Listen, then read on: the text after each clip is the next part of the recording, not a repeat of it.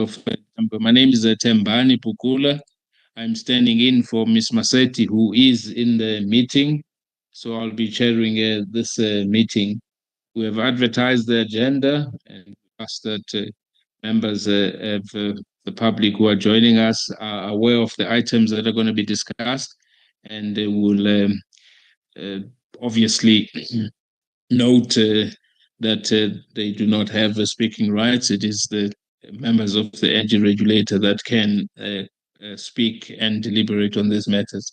But thank you for your interest, and I am now going to introduce the other members of the energy regulator who are in this electricity subcommittee meeting. I'll start with Ms. Maseti, who is the regulator member primarily responsible for electricity as well as for pipe gas at NESA. Ms. Maseti, if you could greet. Thank you very much, Chairperson. Good morning to you. Good morning to the members of the energy regulator, as well as the stakeholders who are following the proceedings of this meeting. Thank you very much. Thank you, Ms. Maseti. We also have the CEO of NESA, Advocate Nomalanga Sithole. Good morning, Chairperson, members, NESA personnel, and everyone who's joined us on different platforms on this particular subcommittee meeting. Thank you, Chair. Thank you. We also have Ms. Tembeka Semane, who has joined us in the meeting, but in the meantime, we would not be able to get her to greet, but over time she will be sending us. Ms. Semane, I can see your hand is up.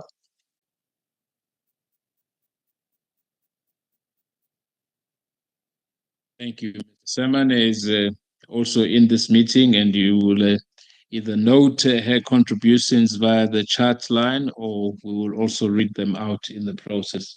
We are now going to move on to item number 4. Item number 4 is a declaration of interest. If members have got any interest to declare verbally, please do so by raising your hands. I do not see any hands. I just want to alert the members of the energy regulator that members of the electricity subcommittee, that item number 13, which is the application for a trading license, I will not participate in that, and I'm sure at that time we will nominate a suitable chairperson. I assume that by the time we will also really still be collaborating to be able to deal with this matter. I am not conflicted, but it is just that it is a trading matter and I do not want to participate in that. So on that note, colleagues, we are going to move on to the next item, item number 5, and I have implored the members to just complete the declaration of interest forms. Item number 5, these are the applications to operate generation facilities using battery energy storage for 5 licensees. These are for recommendation to the energy regulator. Mr. Matebula, if you can take us through.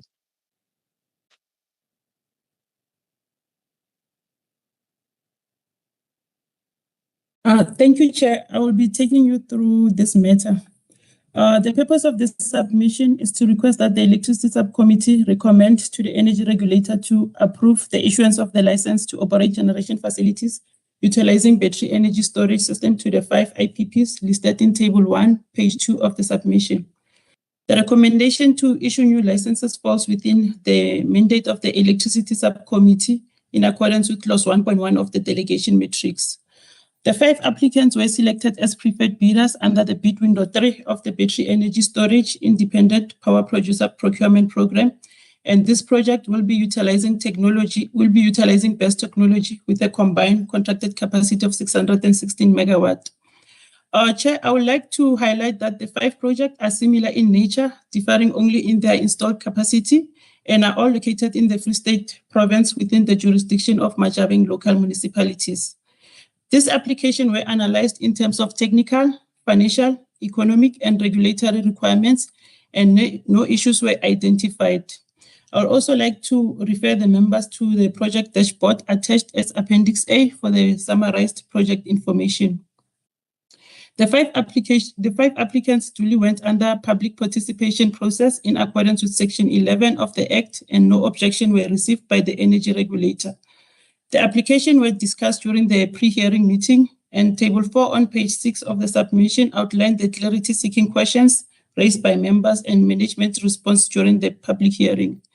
In conclusion, Chair, all the applications were found to be compliant with the licensing requirements, and it is recommended that the electricity subcommittee recommend that the energy regulator approve the issuance of the license to operate generation facilities utilizing BESS to the 5 IPPs listed in Table 1 on page 2 of the submission, to also approve the capital cost recovery charge rate between the IPP and NTCSA, to note the PPA between the IPP and NTCA, and to also approve the draft decision and draft reason decision for the following applicant, which is Haru Energy Facility RF Pty Ltd, Blue Mook BESS Pty Ltd, Earthdale BESS Pty Ltd, Vanilla Energy Facility RF Pty Ltd, and Retreat BESS Pty Ltd.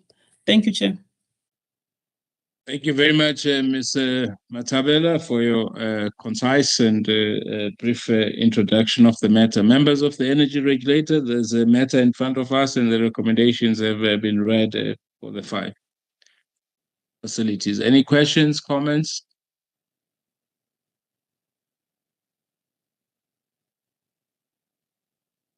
I don't see any hands. Ms. Matabela, may you help if I...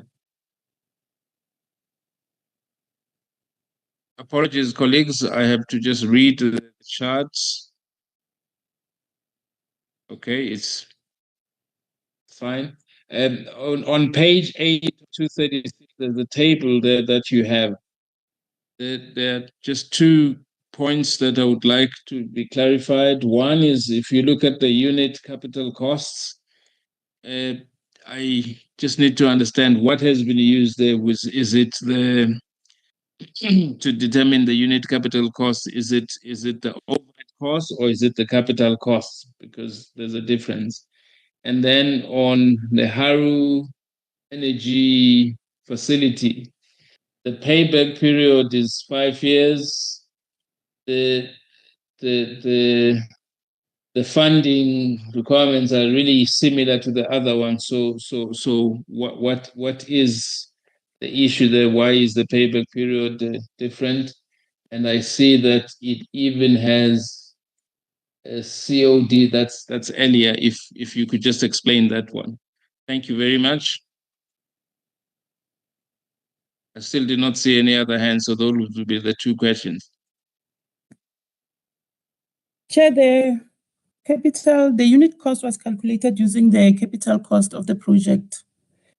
And then regarding the Haru payback period, we did contact them, and they also indicated that they would like to repay the credit in a shorter period, hence the payment period, it's 5 years. And then with regards to the COD, it's a typo error. We will fix it because they will all start operating at the same time. Thank you. Thank you, Ms. Matabele. So if you take the capital costs of any of these and divide by the capacity, I'm not sure if you get that same number, but if you do, may you just tell me which number you divide by which number to get the unit?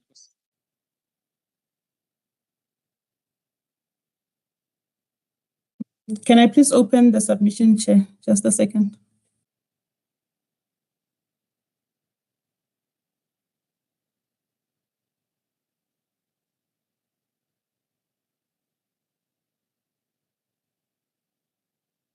Members, because these are really points of clarity.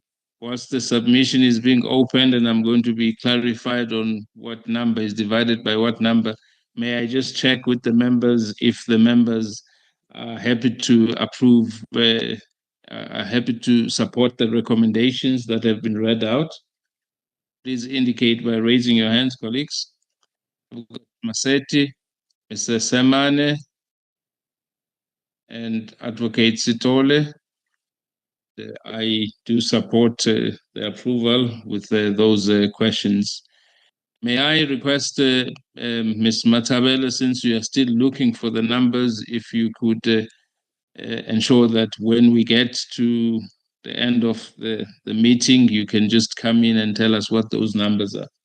We are going to move on, members of the energy regulator, to the next item. The next item is the cost recovery rules for the independent transmission providers.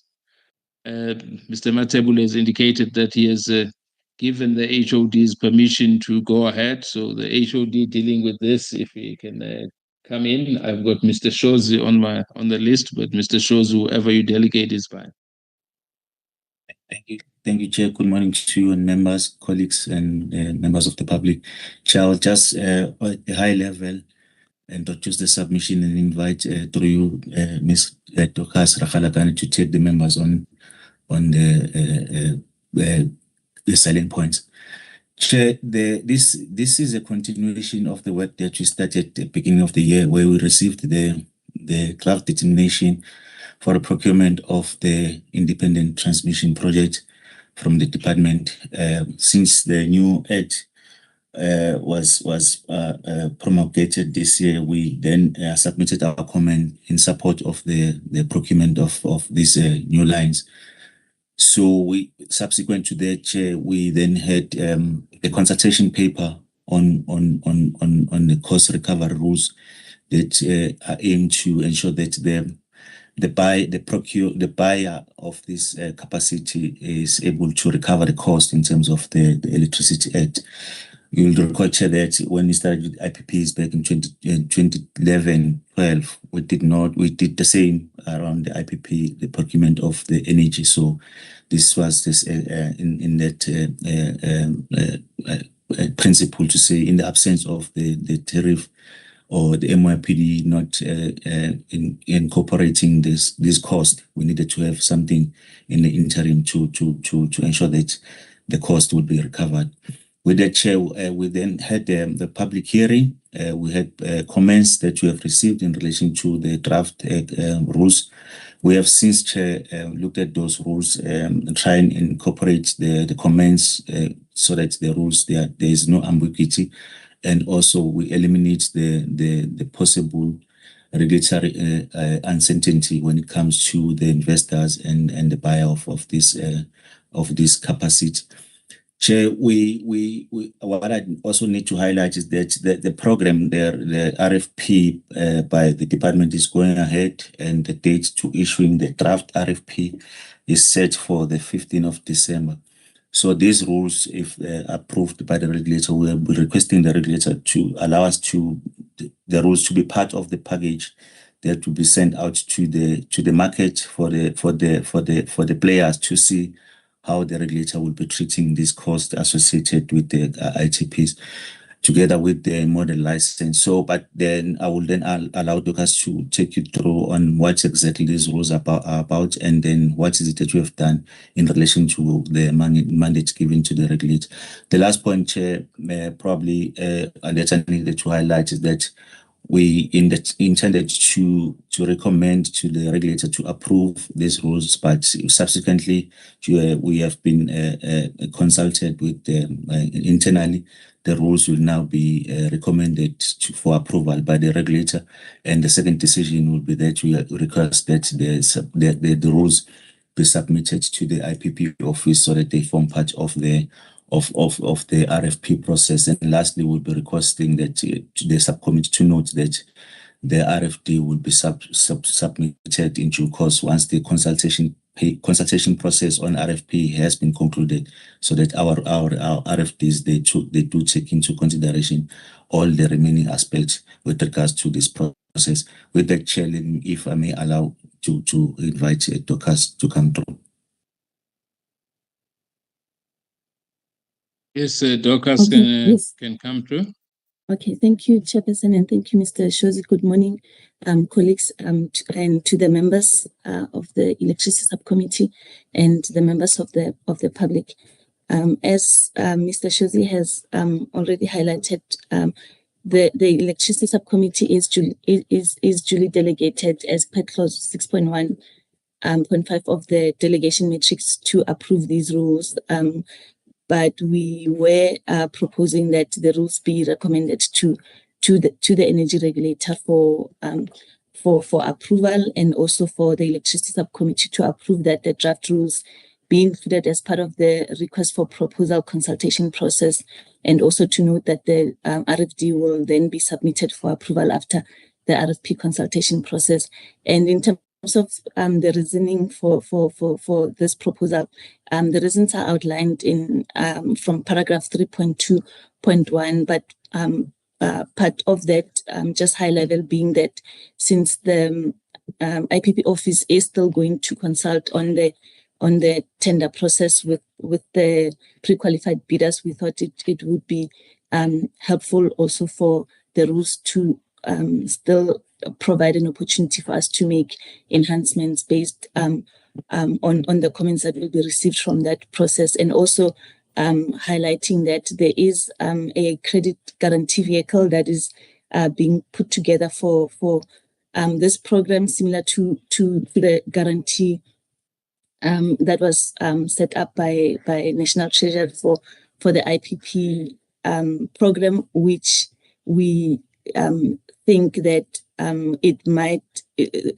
finalization of that credit guarantee vehicle might maybe have an impact or affect the issues of cost recovery. Hence, we were proposing that we proceed with caution until issues around the credit guarantee vehicle and around the consultation process with pre-qualified bidders are concluded. But basically, the rules themselves, they are similar to the cost recovery mechanism that was developed for IPPs, and they outline principles of cost recovery and categories of costs which will be recoverable by the buyer as part of its annual revenue. And they also just outline in terms of the assessments that the energy regulator has to conduct during the procurement phase, just to ensure that the procurement process yields efficient investment prices. And they also highlight the timing of these assessments, just so that to avoid creating uncertainty to the market. Just to highlight that it's not necessarily the intention that when these the preferred bidders submit to the regulator at a later stage that we will be reopening some of these the issues, especially those that will be outlined under the transmission service agreements. I will just highlight maybe one or two issues that were highlighted by stakeholders as part of the consultation process. There were issues of alignment between the rules and the new transmission regulation in new electricity transmission infrastructure regulations, which were recently gazetted in October. So we have enhanced our rules to ensure that alignment as far as is reasonably possible, and also even around the principle of cost effectiveness, to say the buyer is expected to ensure cost effective purchases of this transmission capacity, but we just needed to clearly highlight in the rules that cost effectiveness in terms of this transmission capacity has to be ensured by both the procurer during the procurement process and also by the buyer in its implementation of the transmission service agreements and the related agreements.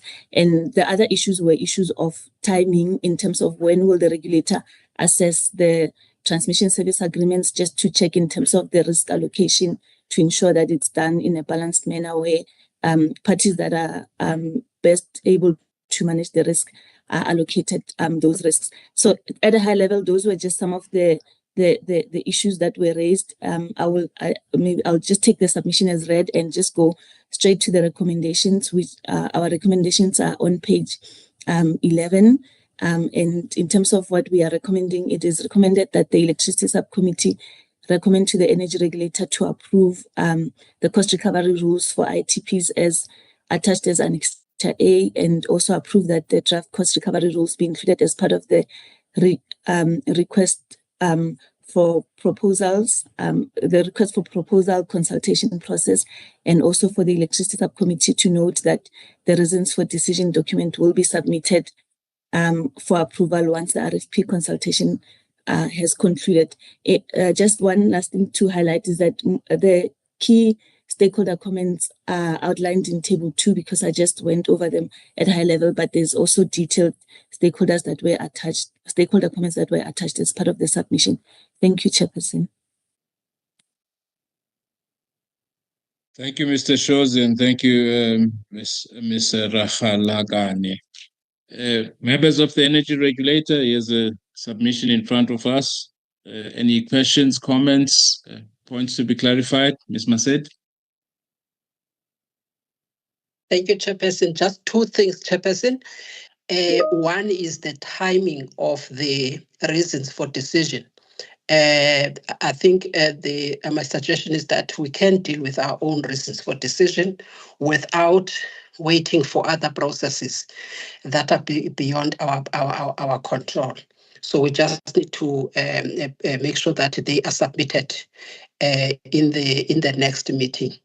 Then the second thing, Chairperson, that I would like the team to give assurance to the members, since these are the rules, is the fact that the team has been working on cost recovery methodology, the actual formula of determining the tariffs, taking into account all of the other input. So I would like the team chair to then give assurance to the members in terms of the draft methodology for cost recovery of the transmission projects with the rules as to how they align with the principles that are in the draft. We do have a draft, Chairperson, that is good enough to go out.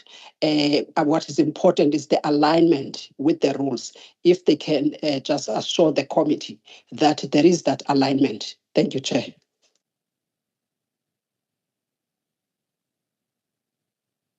Thank you, Mr. Maseti. There's also the other part that colleagues are putting forward that they would like to recommend this for approval by the regulator. I probably hold a different view that we can approve the rules as has been delegated and yes, inform the energy regulator as is the case with all of the other things that the committees approve. And have that condition that indicates that should there be any other changes in the request for quotations or proposals processes, the regulator then will effect those changes by altering the rules to align with the changes that have been implemented. Because right now we're doing this anticipating a certain process, but to provide guidance to the bidders. But if there are other changes that come either from National Treasury or any other participant in this, then we still will revise the rules. It's the proposal I wanted, rather than saying that they must be approved by the energy regulator. But the colleagues can come in and respond to the alignment of the rules with the methodology and this request to get this approved, but with that condition. Mr. Shozi. Thank you, Chair. Starting with your last request, we take the guidance at the time when we crafted, when we wanted to, we proposed deviation, we were just thinking around what we were facing with, but after having engaged with RSU and colleagues and with their guidance, we are amenable to take your guidance and approve and probably put a condition that will allow us to go back to the rules if there are any substantial changes that you would want to effect after the process has been concluded. We are okay with it. For Ms. Maseti, the draft, we do have a draft. The reasons we will take your guidance and finalize them. We don't have a problem of taking you of submitting the draft before the project has been concluded for the regulator to approve the reasons. On the cost recovery methodology, yes, if you look at the I think it's page 9 of 13, where that says pricing methodology and regulatory certainty. the team, we do acknowledge that there's a need for this methodology to be approved by the regulator.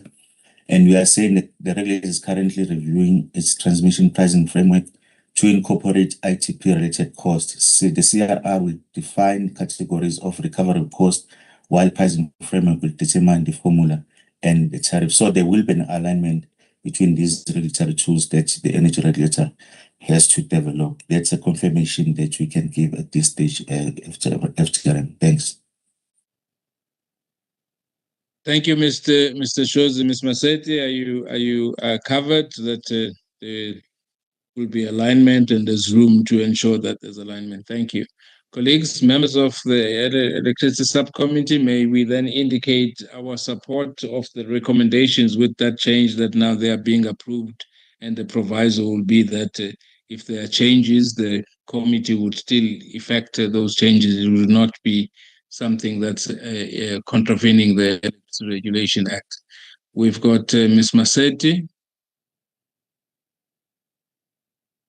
Advocate Sitole, and I support the recommendations as well. Thank you, colleagues. We are now going to move on to the next item on the agenda. It is the temporary exemptions for the Dopa Wind Farm, Lilo, Priska, and the Cookhouse Wind Farm. Please take us through, colleagues. Thank you, Chair. On this item 7, 8, and 9, Chair, we're doing that. So I would like to invite our colleagues on the learnership program. They have prepared a submission. They will want to take an opportunity to present as part of the training. The first item number 7, will be presented by Ms. Petile Masebo.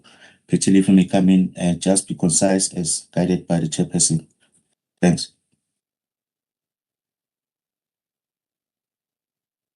Thank you, Mr. Shozi, and thank you, Chairperson. Greetings to you, Chairperson, members of the regulator, fellow colleagues, and members of the public.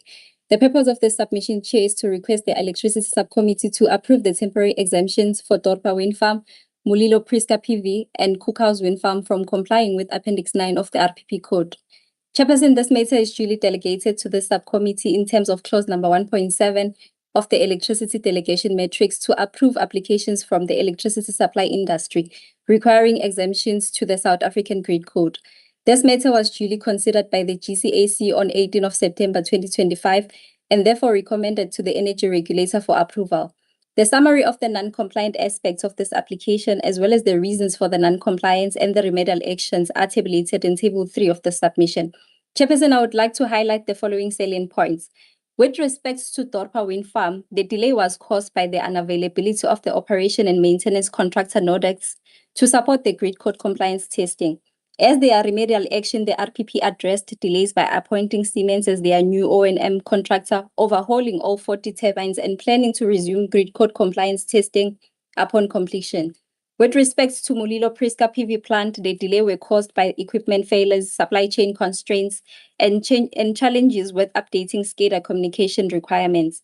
As their remedial action, the RPP resolved delays by repairing inverter transformers, securing spares and a direct SMA supply arrangement, and appointing base renewables to support the communication system upgrades and testing. With respect to Cookhouse Wind Farm, delays resulted from compatibility issues between Suzlon and Dixieland RMS models, causing persistent load flow, convergence, and syntax problems. As their remedial action, the RPP is resolving delays by engaging Dixieland Germany to fix model-related issues and preparing for a new quality of supply system installation in late 2025. It is therefore recommended, Chairperson, that the Electricity Subcommittee approves the temporary exemptions as outlined in Table 4 of the submission, as well as approve the enhanced conditions to these temporary exemptions that reads as follows. The first one, the RPP generator must demonstrate through testing or otherwise to the satisfaction of the system operator and the network service provider the RPP generator's current capability in relation to the exempted code requirements and provide assurance that this capability will be maintained for the duration of the exemption period. Secondly, should the RPP generator's non-compliance with the code requirements necessitate the system operator or network service provider to curtail or disconnect the RPP generator, no deemed energy payment shall be claimed for the output that was curtailed or disconnected. Lastly, Chairperson, the RPP generator must submit quarterly reports to NERSA and the Grid Code Secretariat on the progress made to achieve compliance. Reports shall be submitted to NERSA Grid Code team at nersa.org.za and gcm@eskom.co.za. Thank you, Chairperson. Thank you, Ms. Maseko. Ms. Maseko, first of all, very well done. You've taken 2 minutes, 47 seconds, and you've covered everything. You've set a correct standard for all of these people that are training you on how to make presentations. Very well done, Mr. Shozi, and the ELR team. Thank you. Thank you, Members Chair. of the Energy Regulator, any questions?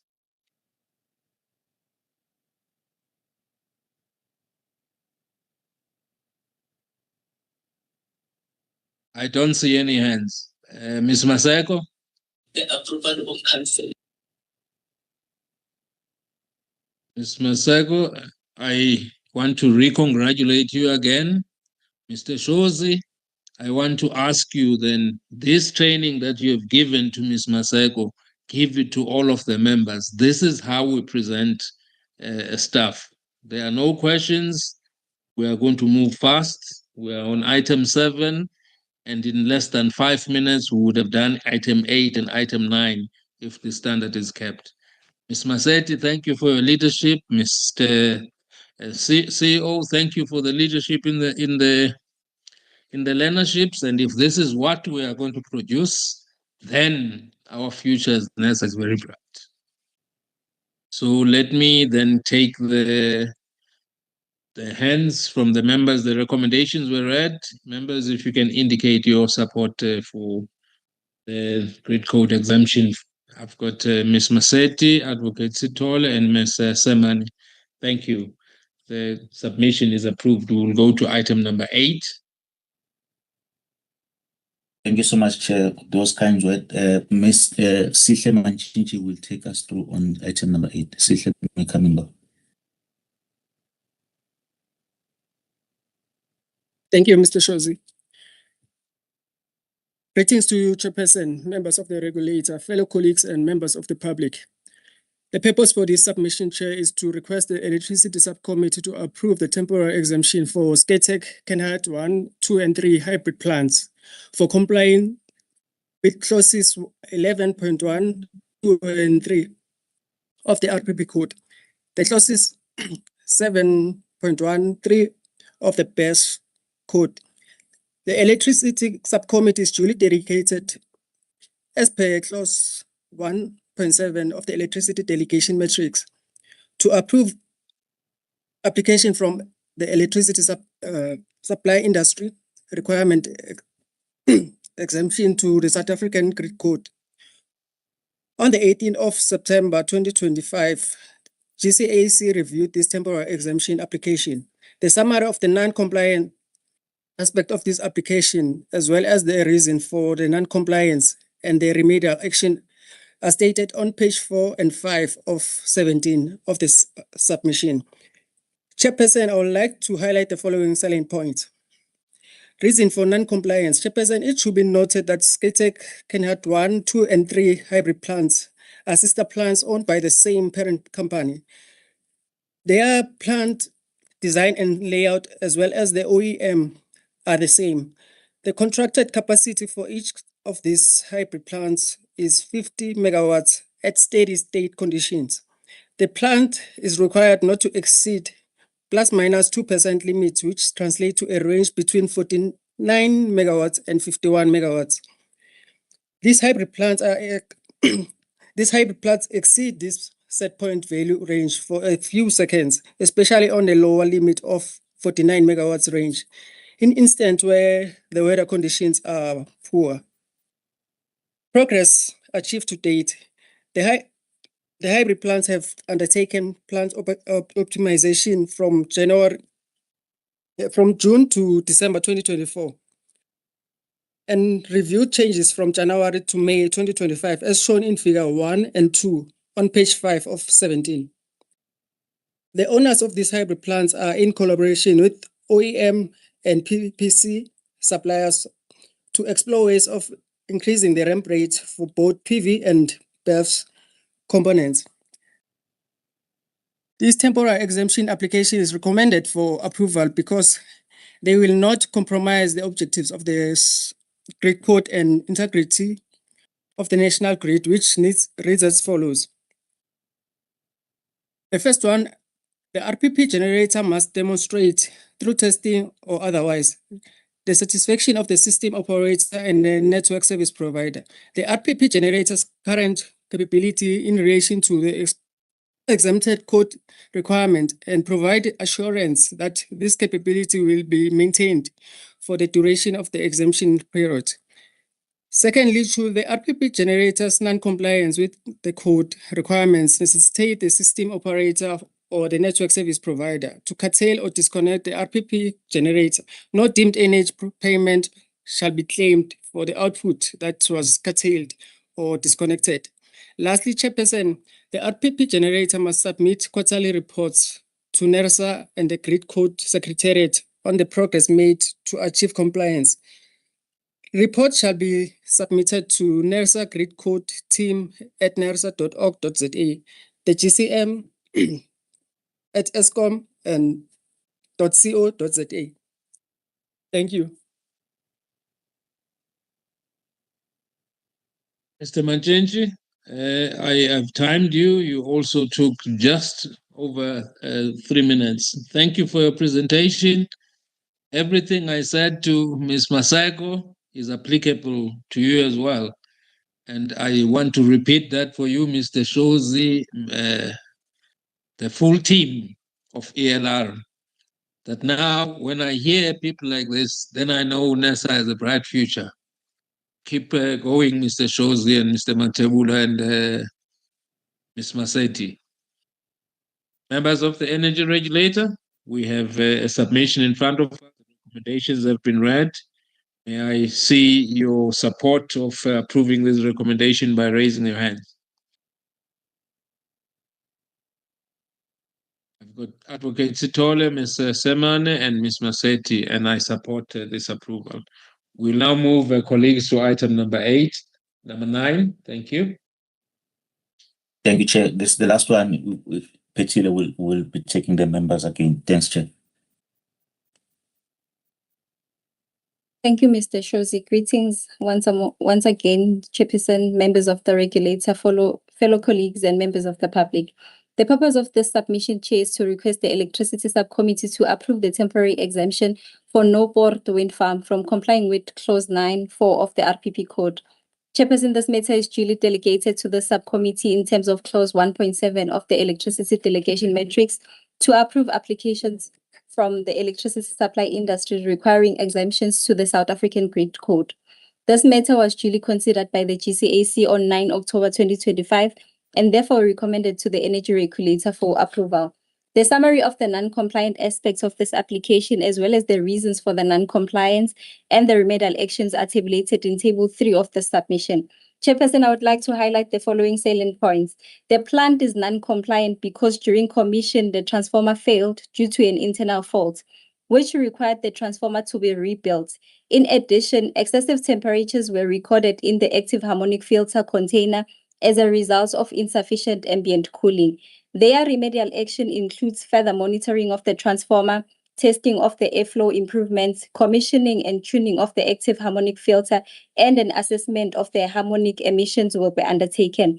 Soaking of the transformer and monitoring of gases to be conducted under different loading conditions. Activity schedule is attached as an Annexure A. It is therefore recommended, Chairperson, that the Electricity Subcommittee approves the temporary exemptions as outlined in Table 4 of this submission, as well as approve the enhanced conditions of the temporary exemption that reads as follows. The first one, the RPP generator must demonstrate through testing or otherwise to the satisfaction of the system operator or network service provider the RPP generator's current capability in relation to the exempted code requirements and provide assurance that this capability will be maintained for the duration of the exemption period. Secondly, should the RPP generator's non-compliance with the code requirements necessitate the system operator or the network service provider to curtail or disconnect the RPP generator, no deemed energy payment shall be claimed for the output that was curtailed or disconnected. Lastly, Chairperson, the RPP generator must submit quarterly reports to NERSA and the Grid Court Secretariat on the progress made to achieve compliance. Reports shall be submitted to NERSA Grid Court team at nersa.org.za and gcm@eskom.co.za. Thank you, Chairperson. Thank you, Ms. Marcel. 2 minutes, 15 minutes. I have no additional words to say, colleagues. Members of the Energy Regulator or the Electricity Subcommittee, any questions, comments?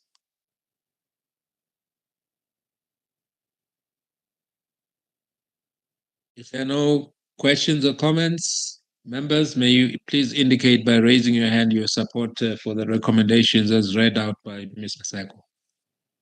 Got Ms. Masetti, Mr. Semane, and Advocate Sitole. I support the recommendations. Thank you, colleagues. We are now going to move on to the next item on the agenda. We have item number 10, the application for a tariff reduction for Mulilo, Priska. Thank you, Chair. The purpose of the submission is to request the Electricity Subcommittee to approve the tariff reduction for Mulilo BTE Priska PVRF Pty Ltd, and also to approve the amendment of the PPA to reflect the amended tariff. The matter is delegated to the Electricity Subcommittee in accordance with clause 1.12 of the delegation matrix, and all the financial information contained in this application is confidential. Mulilo was licensed on 27 March 2027 under bid window 3, and it achieved its COD on 1 August 2016.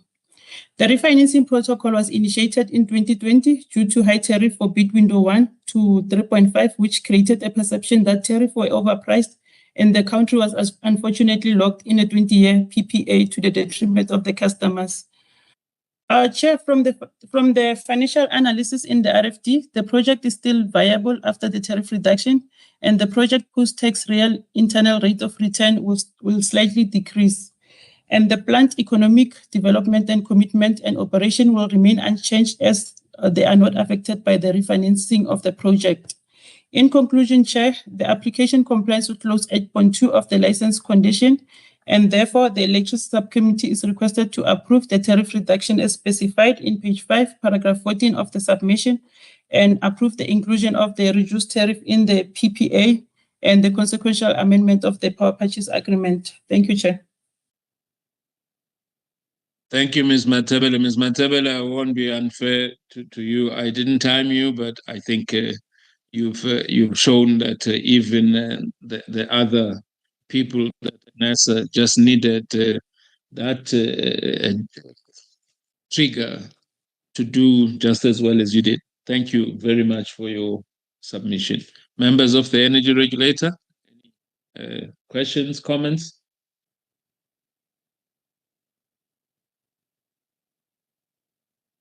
If none, members, Ms. Matabele has read out the recommendations. May I see your support by raising your hands? But Ms. Masetti, Mr. Semane, and Advocate Sitole, the recommendations are supported. I'm also in support of the recommendation. We are now going to move members to the next item. This is the publication of the consultation on the ESCOM MYPD. Ms. Masetti, I did hear that you had a discussion around this, but this item we are going to consider. Oh, thank you. So we will go ahead. Item number 11. Please go ahead, colleagues.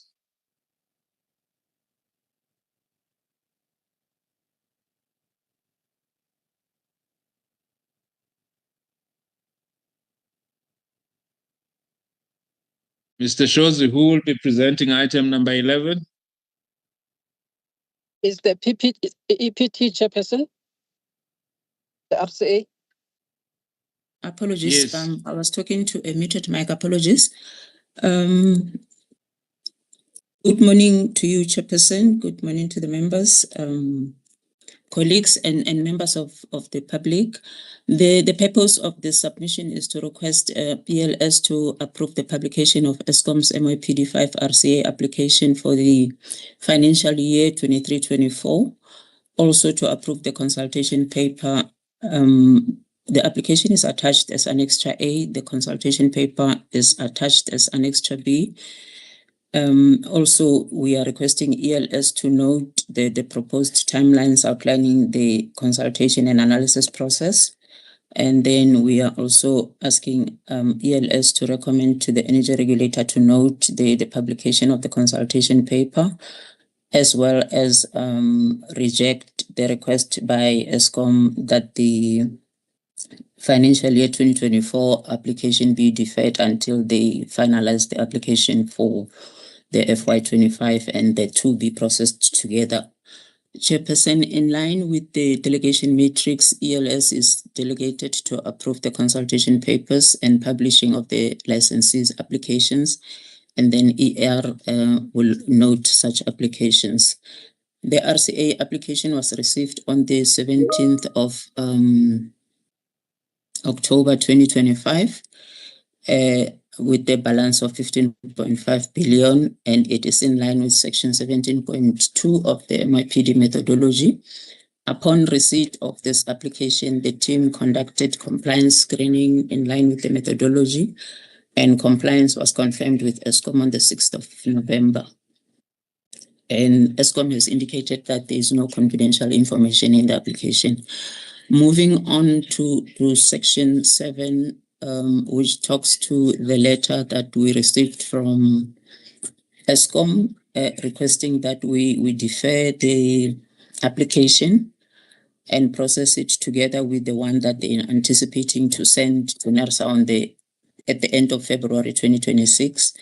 The details of the request are on paragraph 7.1, which is on page 5 of 175. And NERSA's views are on paragraph 7.2, which is on page 6 of 175. Ideally, there we are saying merging the two applications will may not serve the public interest and could compromise the quality of the analysis. Furthermore, there are no provisions in the MIPD methodology that allows for the consolidation of 2 financial years to evaluate the RCA applications. Chairperson, the indicative timelines are set out in table 3, and there we are anticipating that the decision on this application by ER will be made before 31st of March 2026. The recommendations are as follows. We recommend that ELS approve the publication of ESCOM's MIPD5 application for 23-24 financial year, which is attached as Annexure A. We also recommend that ELS approve the consultation paper and its publication, which is attached as Annexure B. We recommend the noting of the proposed timelines outlining the consultation and analysis process. We also recommend that the ELS recommend the noting of the publication to ER. And we are also asking ELS to reject the request by ESCOM to process the 2 applications together after February 2026. Thank you, Chair. Thank you, Lehuma. Members of the energy regulator, there's a submission in front of us. Any questions, comments, points to be clarified?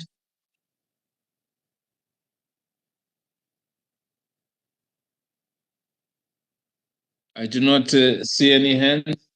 I think we must also accept the caution, and I know that when I was a full-time member, I used to say that when we have to do consultations, we do consultations, whether it's a Christmas holiday or a New Year's Eve or festive season, our clock starts running. We do not have the luxury of doing it. So, but having said that, I think we must also just accept that when we have the public hearings, we will get some backlash from the members of the public around the time that we have given them to consult. So if we can find ways in our program in table 3 of making this consultation go until at least the 30th of June, and I think we have days there were 15 days of the submission and all of that. We can squeeze and find a way of doing that. But having said that, I am not opposed to approving the recommendations as given, but I'm just saying that we know that members of the public complain about a submission that was sent during the festive period, but we must also maybe show that it is not that what they say falls on deaf ears. So that's my recommendation, colleague. Or that's my contribution, but I'm happy to approve if the other members are happy to approve. Members, comments? If not, members, may I request that we indicate by raising the hands, but I think there's one proviso that we will extend one change in this, will extend the consultation till the 30th. I've got Ms. Massetti, Mr. Semane. Do we still have Advocate Sitole, or has she moved to a meeting? Mr. Mabunda, I am in support, so that means that we still correct, we still have made a decision. Please confirm, Mr. Mabunda. Thank you. Members of the Energy Regulator, we have disposed item number 11. We're on item number 13. Sorry, not number 13, on item number 12. Thank you, Chair. Good morning to the Chair, to the members of the ELS, as well as to the colleagues. Chair, this particular submission is linked to the ITP program, which is the Independent Transmission Projects. We have been asked to develop a model license which will serve for the purpose of guiding bidders, Chair. My understanding is that it will be included in the RFP that will be used for bidding processes. Chair, the license will still be revised in alignment with any changes that may occur, but what we have currently is basically a licensing framework that indicates how the final license will be drafted. So, Chair, the purpose then of this submission is to request the ELS to recommend to the Energy Regulator the noting of the draft sample license. And the reason for this, Chair, is to provide, as I said earlier, a standardized framework for licensing of ITPs, which will ensure that there is compliance with all the necessary legislation, particularly the ERA, as well as the South African Grid Code. Chair, maybe just to highlight some of the key licensing requirements that we have highlighted. Of course, we will need to look at the applicant itself in terms of its description, its relationship with other entities, horizontal, vertical, and otherwise, as well as looking at the scope of the license application. In other words, the licensee will only be allowed to own and operate the infrastructure that they wish to build and operate. We also cover in the license issues of cost recovery mechanisms, grid code compliance, operational arrangements, and so on, Chair. Chair, while the sample license is only for demonstration purposes, it is an indication of how or the thinking of NERSA in terms of how the final license will look like, Chair. Chair, I will just jump to the recommendation on, I believe it's page Sorry, Chair, it's page 5 of the submission, where we are recommending that the ELS recommends to the energy regulator to note the draft sample ITP, which is annexed to this submission, Chair. Thank you very much, Chairperson. Thank you, Mr. Mkhize, for your presentation and your submission. Members of the energy regulator, this is really a good step forward, and I like the fact that we have a draft in it so that if we need to change, we will do the necessary changes. Any questions, comments? If none, members, there's a recommendation on page 5, paragraph 14. May you please indicate by raising your hands if you're in support of this recommendation. I've got Ms. Maseti and Mr. Semane, and I am in support of this recommendation. Thank you. Members, we are going to move to the next item on the agenda. This is now the draft rules, item number 13. Draft rules for conducting mediation and arbitration proceedings. Thank you once again, Chairperson. This particular submission, Chair, it will be presented by Ms. Makwetu, who's a new employee at the ELC. Chair, she joined us in August, and this is her first maiden submission that she will be presenting today. But Chair, just in terms of high level, the purpose is to establish a procedural framework for mediation as well as arbitration in terms of electricity disputes under the ERA. That's the purpose, Chair, of drafting these rules as well as the procedure. So in other words, the procedure is particularly meant for internal staff to be able to follow the process that must be followed when conducting mediation as well as arbitration processes. And then the rules are for the purpose of the public to understand the process that is followed. Chair, this was also drafted in light of the Amendment Act, which is the ERA of 2025, so that we are in full alignment with the Act. Chair, with that, I will hand over to Ms. Makwetu to take us through the detail of the presentation. Of course, noting that the matter has been read. Thank you, Ms. Makwetu, through you, Chair. Thank you, Mr. Mkhize. Ms. Makwetu. Good morning, Chairperson, members, colleagues, and members of the public.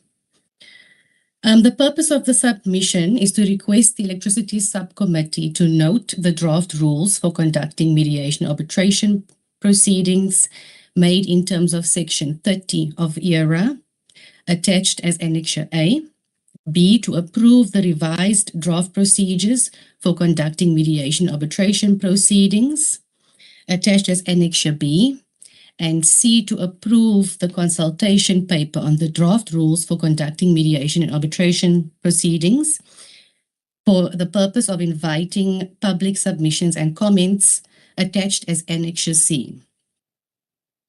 The energy regulator is empowered in terms of Section 33 of the ERA as amended to prescribe by a rule the procedure to be followed in mediation arbitration and the fees to be paid.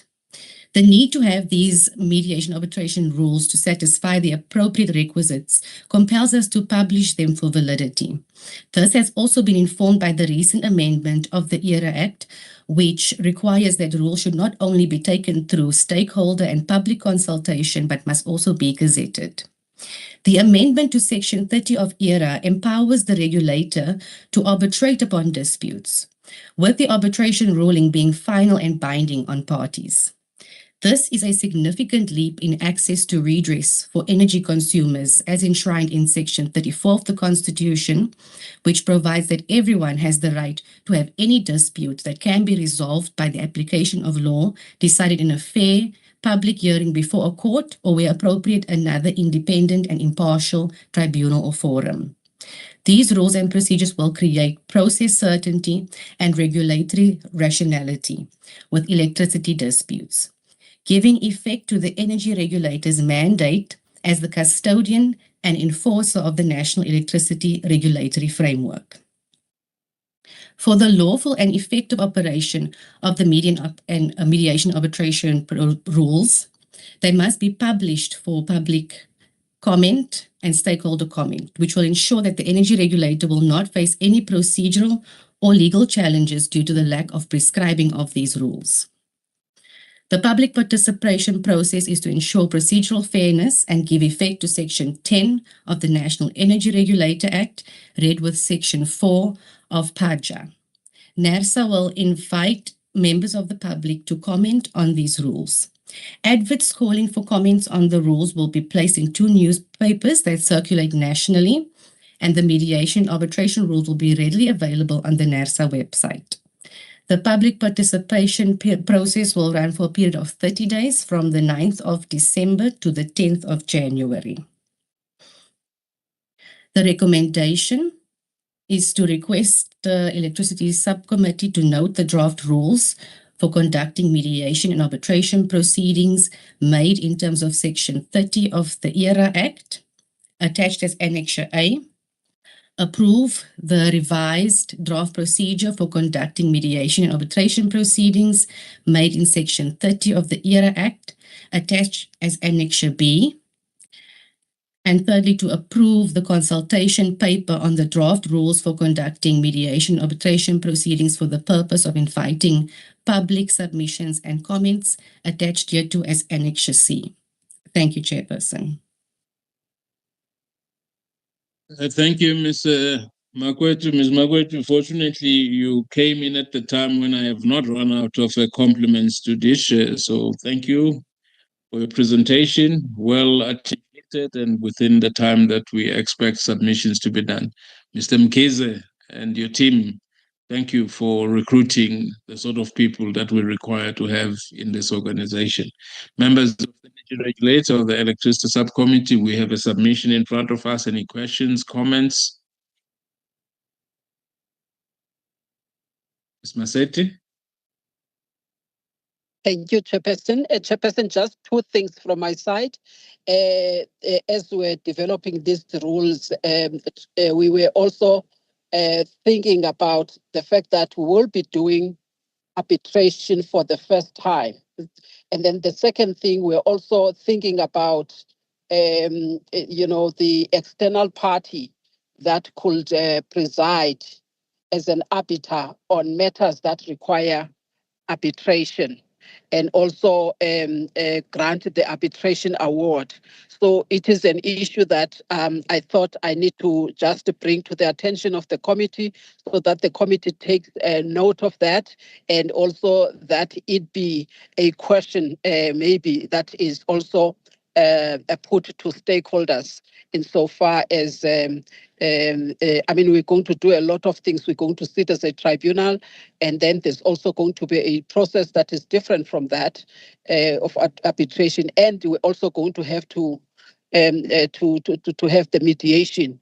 And also they are trained, or the association that deals with issues of arbitration. So it is also another consideration from our side, that we also just needed to proceed in a manner that will be consistent with the way in which arbitration is conducted. So I thought I will bring that issue to the attention of the committee, so that we also make provisions that are sufficient without taking our or ceding our jurisdiction or powers to others, but also the fact that the Act does allow us to to get external people that could do this for us. So I thought I must just propose it and hear what the members are saying. The second thing, Chairperson, is just the issue that you mentioned earlier with regards to the timelines, since we are heading for the holidays.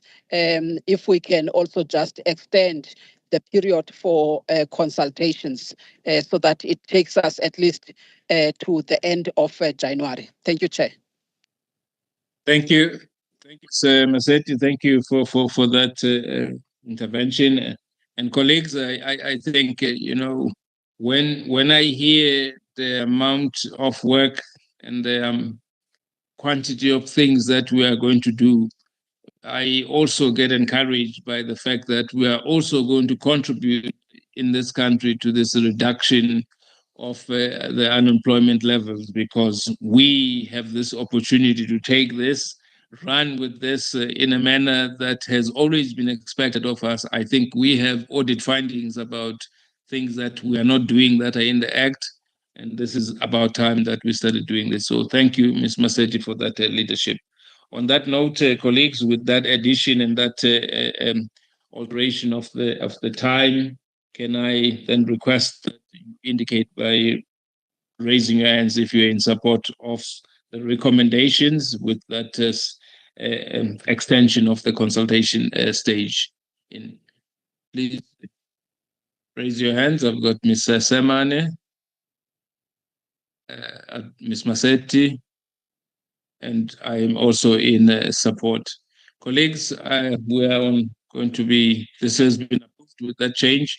We are going to go on to this item, but I have requested Advocate Sitole to rejoin the meeting, and I've requested Advocate Sitole to chair the meeting for this part of the part that I'm going to recuse myself for, which is item number 13. And once item number 13 really has been done, or item number 14, which is the Blue Energy submission, then Mr. Mabunda will call me in. Advocate Sitole, are you in?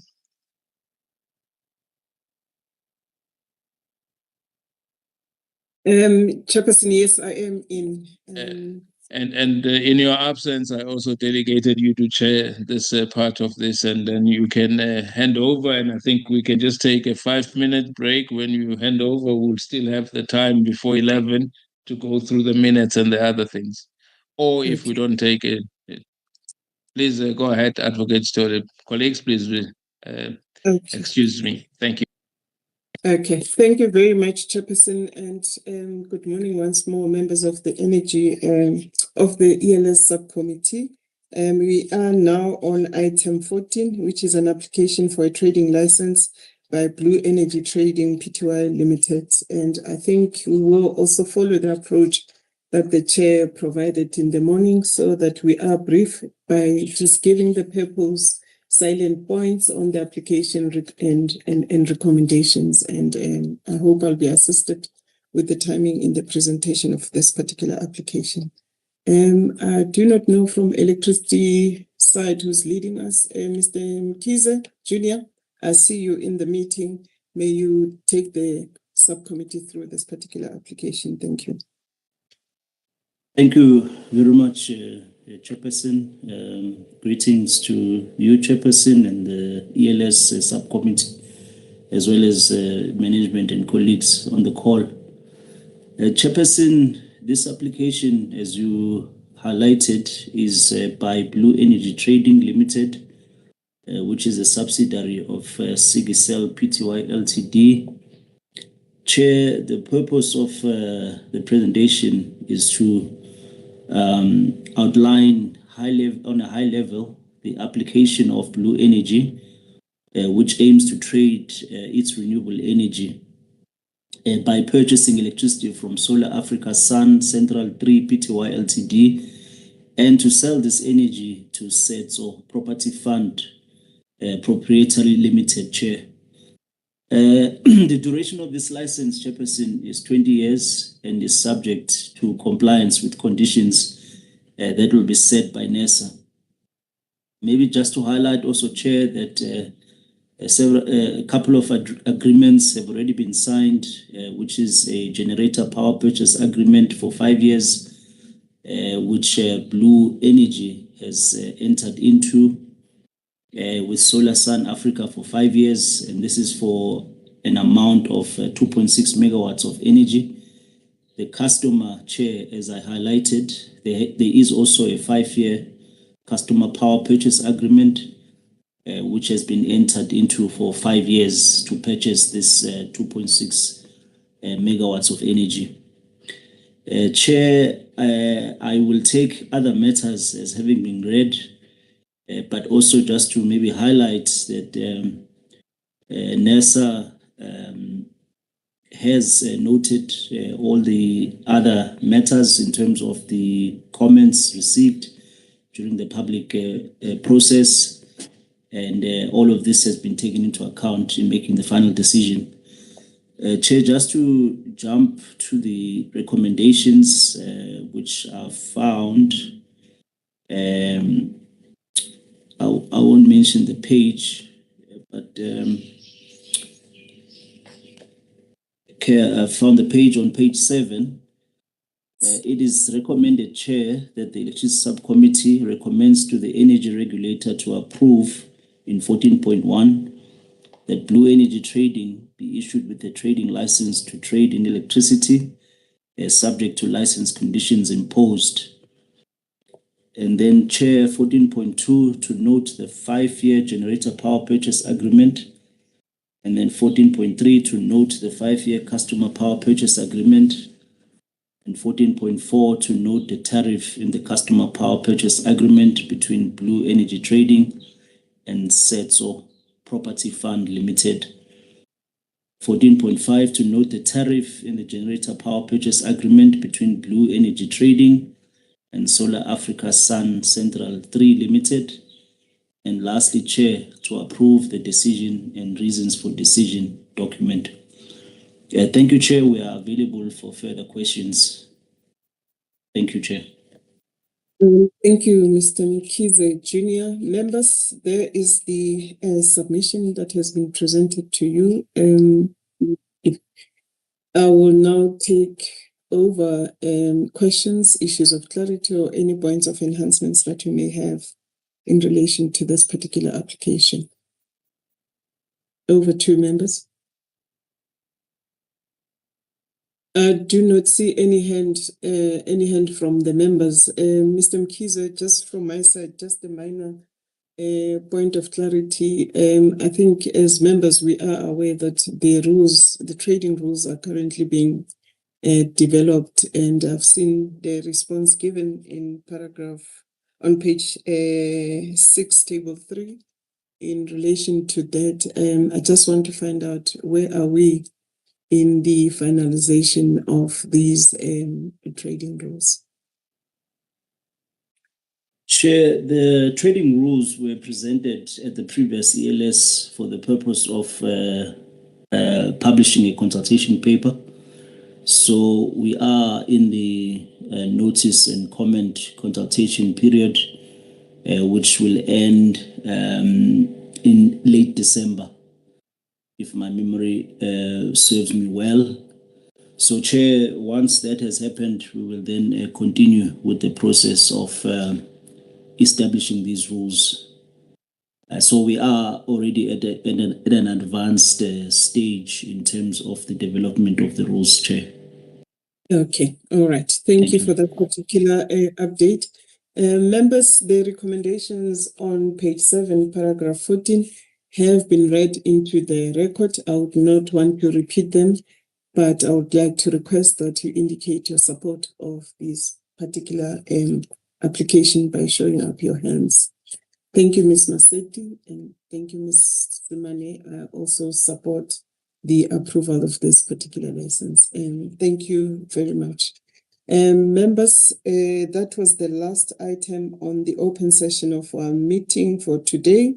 And I would like to thank all of you for the engagement with the submissions that have been presented by the team, and also to thank all the managers and their team members for assisting the committee to go through all the items that were before the members this morning. On that note, I would like to declare the open session of our meeting as closed, and also not forgetting to thank all of our stakeholders that have followed us in our meeting this morning. On that note, thank you very much. And